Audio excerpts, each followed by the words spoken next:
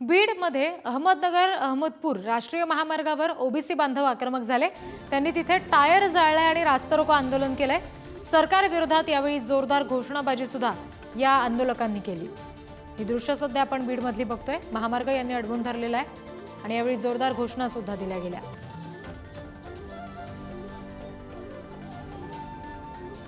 प्रतिनिधी उदय नागरगोजे आपल्याशी जोडले गेलेत, त्यांच्याकडून अपडेट्स घेणार आहोत।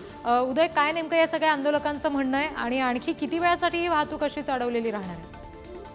नक्कीच अहमदपूर अहमदनगर जो महामार्ग आहे तो पिंपळगाव येथे आंदोलकांनी अडवला आहे। या ठिकाणी मोठ्या संख्येने हे आंदोलक जमले असून आता सरकारनं ओबीसींच्या आरक्षणाच्या प्रश्नावर तातडीने निर्णय घ्यावा, त्यांच्या आरक्षणाला कुठलाही धक्का लागणार नाही असं ठोस आश्वासन द्यावं, लेखी आश्वासन द्यावं। तसेच प्राध्यापक लक्ष्मण हाके यांच्या उपोषणाची दखल घ्यावी अशी मागणी एकंदरीत होताना दिसत आहे आणि याच प्रश्नावर ठिकठिकाणी रास्ता रोको देखील होत आहे। एक प्रकारचा तीव्र संताप सरकारच्या भूमिकेविषयी या आंदोलकांनी व्यक्त केला आहे आणि ते सरकार मात्र दखल घेत नसल्यानं हा संताप वाढताना दिसत आहे। ठिकठिकाणी आंदोलनाचं एक प्रकारे सत्र सुरू आहे। आता ते सरकारनं आश्वासन दिल्यानंतर ते थांबू शकणार आहे।